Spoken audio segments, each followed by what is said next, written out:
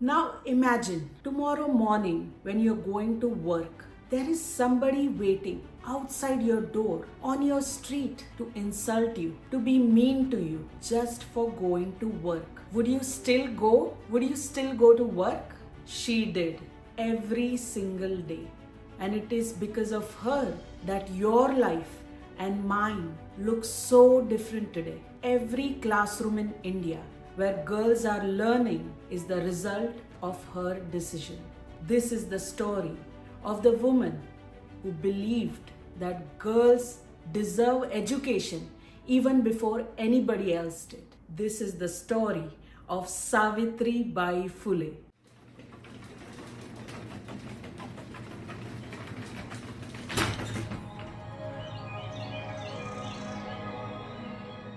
Savitribai was born on January 3rd, 1831 in a small village called Naigaon in Maharashtra. Her family were from the Mali community, gardeners, humble people, hardworking people.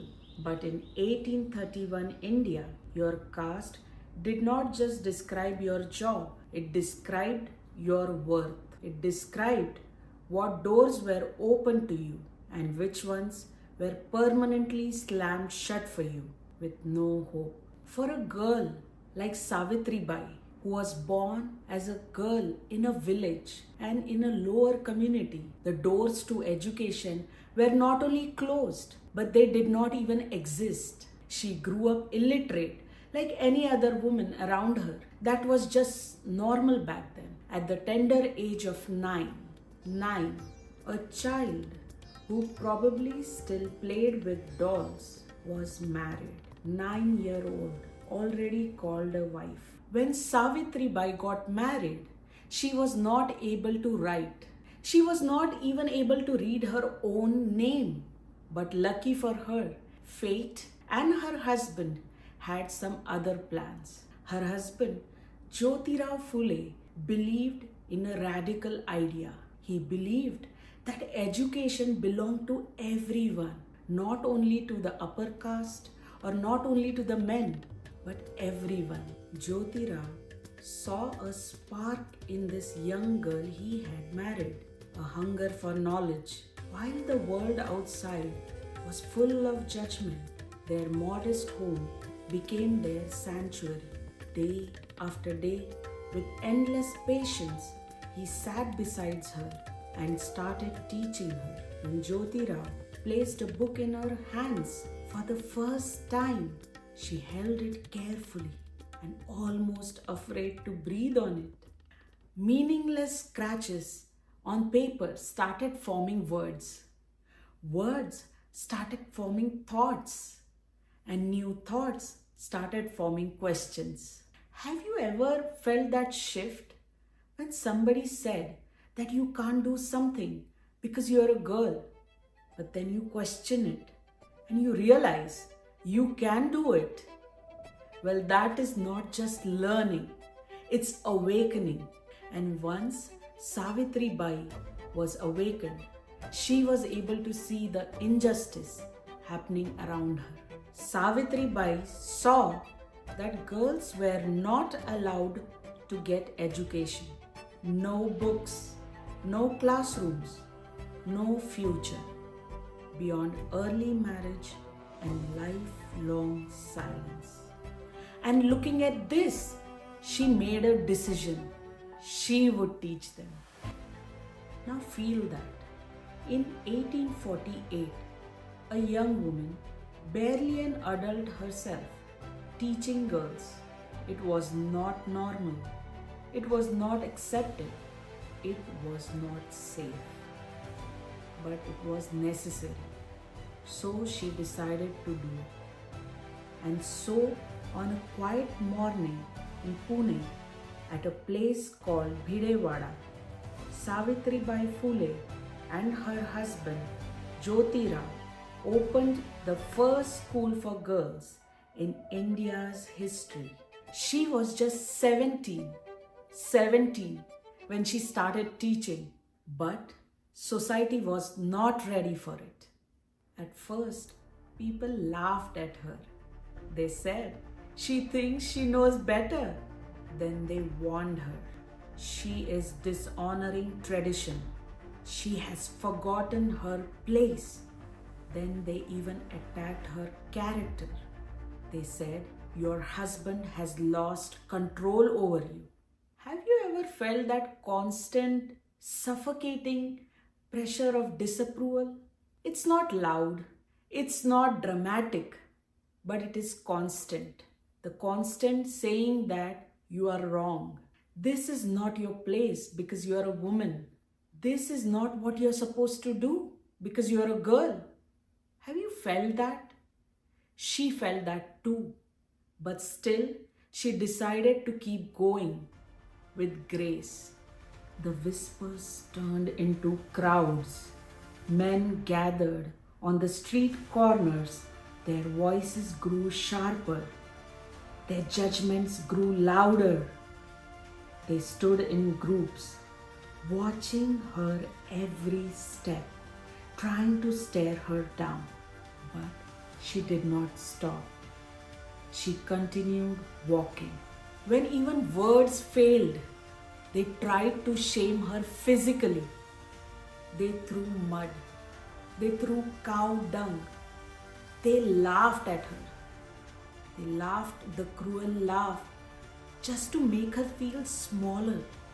Voices shouting behind her. Can you hear them? But still, she did not stop. She continued walking. And when even that failed, as if that was not brutal enough, they started throwing stones at her. For what? It was all too much. There were days when Savitribai came home covered in filth. Heartbroken, she wondered if it was all worth it. She was a human after all. Sometimes she even doubted herself. Am I strong enough? Will all this ever change? Society had turned its back on her. Friends had walked away. She was feeling the deep loneliness of being the only woman and the first woman brave enough to step out. One day, after yet another attack, she was sitting alone, wiping the dirt from her face.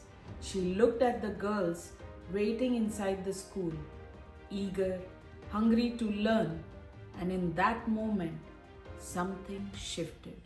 She realized that if she stops today, the little girls sitting in the class would lose their only chance at a different life. So in that lonely moment, she made a decision. She made a decision that she would not fight with anger, but instead, she would keep walking and she would keep teaching. She started carrying an extra sari to change into. You know why? Because the first one would not survive the walk. She had turned her humiliation into her quiet strength. She would arrive, change quietly, straighten her shoulders, pick up a piece of chalk, and would start teaching the little girls who have never once been told that they mattered. Not with rage, not with bitterness, but with steadiness. Now let me ask you something honestly. When you get up in the morning to go to work, and if you would face such a hatred, not just once, not just twice, but every single day, would you still go? Or would you think that your peace was more important than your life's purpose? There is no judgment in this, just reflection. Savitribai was following the purpose of her life, and it was never easy, but she did it anyways. Savitribai was not trying to fight society every day. She was just teaching because she believed it was the right thing to do. As days passed, something else started happening. Some people still mocked her, but others began watching differently. They saw the hatred, but they also saw what the hatred could not touch. Looking at her unwavering courage, they sometimes broke down in tears. They wondered, how can one heart hold so much strength and could keep moving through such a storm? Savitribai did not stop at just one school. One became three, three became eight, and eventually 18 schools stood where none existed before, teaching girls, children from all castes and communities. And all this was possible because one woman decided not to stop walking. By 1852, just 4 years after opening the first classroom, her schools were officially recognized for excellence. The same society that pelted her with stones could not deny her excellent results. Persistence outlived prejudice. It always does, isn't it? Today, millions of girls in India walk into classrooms, all excited to learn, in uniforms, with backpacks, and with dreams spoken out loud without fear. Whether they know her name or not, but they are walking through those doors which she helped open. You and I may have never met her, but we live inside the world which she helped build. But education was just the beginning. One day, a young widow came to her. She had her head shaved off. She was pregnant, abandoned, and very afraid. In those times, widows were not just shamed, but they were erased. Their life did not matter. But Savitribai did not look away. She opened a shelter for them publicly. She even stood against the killing of newborn girls. She supported marriages between different castes. They even organized a barber's strike as a protest against the practice of shaving hair of widowed women. She and Jyoti Rao even adopted a baby born to a widow, breaking caste barriers with love. In 1873, they established Satya Shodhak Samaj, also known as the Truth Seekers Society, with a prime mission to eradicate discrimination and challenging the existing social order. Now we have to remember, all this was happening 100 years back. Society was very different back then. Still, Savitribai was able to think so progressively. Education had awakened her. She was able to say what is right and what is wrong very clearly. And when that was clear, there was no going back. She chose compassion over hatred always. And it was not an easy choice, but she made it anyways. Do you think she never felt tired? Do you think stones don't bruise? They don't hurt? Well, let me tell you this. Courage is not the absence of fear. It is moving forward despite it. She did not let hatred, anger, bitterness make root in her heart. Her heart was always full of compassion. She always chose to help people, and she always chose to keep going. That choice, which is made again and again every single day, became her legacy. She was unstoppable. In 1897, when plague spread through Pune, fear ruled the streets and people avoided the sick. And Savitribai did the opposite. She carried the infected patients to the hospitals herself. Hands that once held books now held the dying. To her, There were no castes or no labels. She looked at every face and saw only a human being in need. And in serving them, she caught the plague too. She passed away as she had lived, walking towards suffering and helping others. Just imagine if she would have stopped on day 3. Just imagine if that humiliation and hatred would have worked, if exhaustion would have won.